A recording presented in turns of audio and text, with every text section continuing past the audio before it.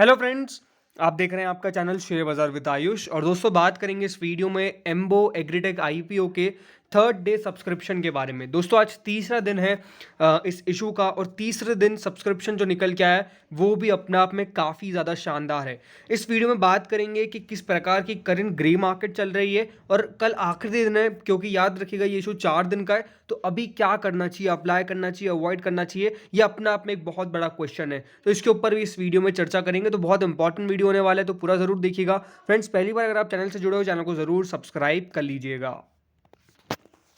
So friends, एम्बो agritech एक manufacturing की company जो बिस्किट्स मैन्युफैक्चर करती है, आउटसोर्स एडिबल ऑयल का काम करती है कंपनी, और ट्रेडिंग करती है लिंसिड ऑयल का। तो अपने आप में एक डाइवर्सिफाइड कंपनी है जो आपको काफ़ी कुछ काम करती हुई नज़र आ जाती है। आईपीओ दोस्तों आज जो था इसका थर्ड डे था, 21 से ये आईपीओ ओपन हुआ था।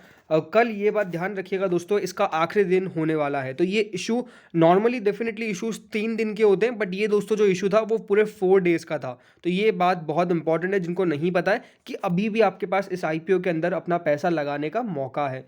30 रुपए के प्राइस बिड के साथ अपना कंपनी इशू लेके आई। 10 रुपए की इसकी फेस वैल्यू थी। 10.20 करोड़ का ये इशू। एसएमईज दोस्तों कभी भी ज़्यादा बड़े आपको देखने को नहीं मिलते हैं। तो डेफिनेटली एसएमईज की साइज लेस देन 100 करोड़ होती है। तो जो इश्यूज आते हैं वो एसएमईज होते हैं, स्मॉल एंड मीडियम एंटरप्राइजेस।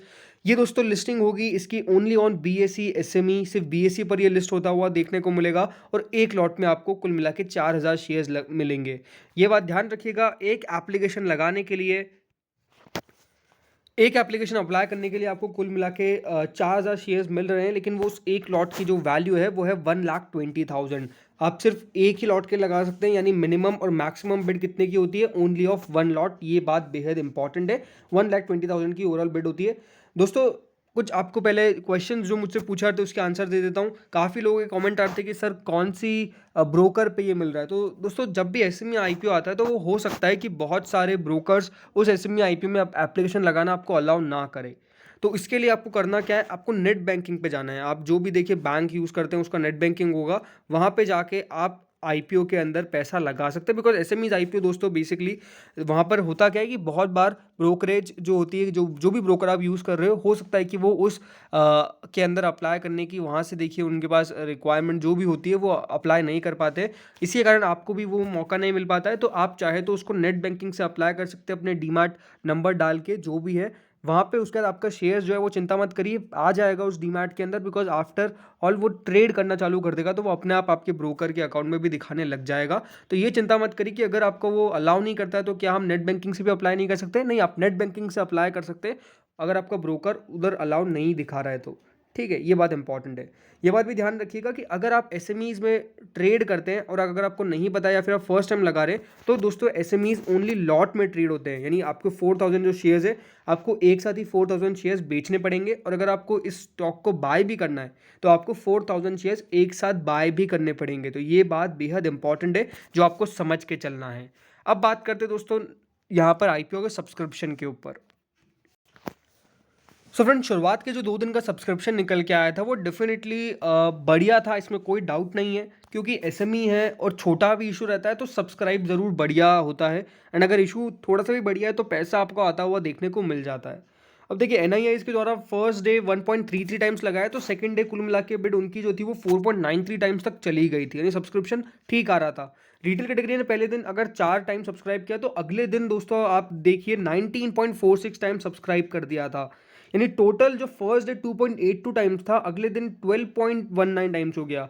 तो अगर इसको हम राउंड ऑफ करके 3 टाइम्स भी ले ले फर्स्ट डे, तो ऑलमोस्ट 4 टाइम ज़्यादा सब्सक्रिप्शन आपको सेकंड डे पे आता हुआ देखने को मिला। और जो स्वाभाविक सी बात है कि हर दिन जो सब्सक्रिप्शन है वो आपको उसी तेज़ी से बढ़ता हुआ देखने को मिलेगा, और यही साफ साफ नज़र भी आया। अब थर्ड डे के सब्सक्रिप्शन के ऊपर बात करते हैं। ये आप फिगर जरूर देख लीजिए, 4.93 टाइम्स था एनआईएस का, और रिटेल कैटेगरी का था 19.46 टाइम्स। थर्ड डे दोस्तों जो सब्सक्रिप्शन निकल के आया है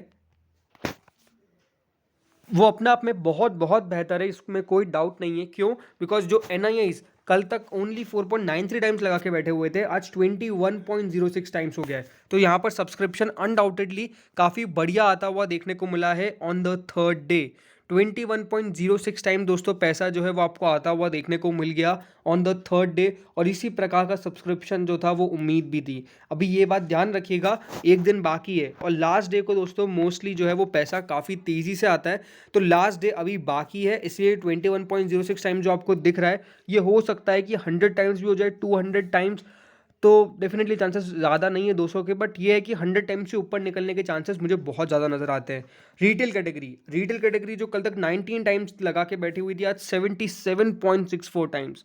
तो आप देख लीजिए थर्ड डे किस प्रकार का पैसा आया है, 19 टाइम्स से डायरेक्ट 77 टाइम्स दोस्तों, यानी एक बहुत बड़ा उछाल आपको आता हुआ देखने को मिला है सब्सक्रिप्शन के अंदर।